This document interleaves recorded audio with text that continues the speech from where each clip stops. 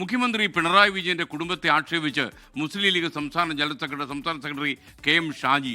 തിരുട്ട് ഫാമിലിയാണ് മുഖ്യമന്ത്രിയുടേത്. തമിഴ്നാട്ടിലെ തിരുട്ട് ഗ്രാമം പോലെയാണ് മുഖ്യമന്ത്രിയുടെ കുടുംബം. ഇങ്ങനെ പോകുന്നു അദ്ദേഹത്തിന്റെ പ്രസ്താവന. മകളാണ് ഈ മുഖ്യമന്ത്രിയുടെ ലാബലിന്റെ പിറകിൽ നിന്ന് ഈ അഴിമതിയൊക്കെ നടത്തുന്നതെന്ന് പലരും പറഞ്ഞു.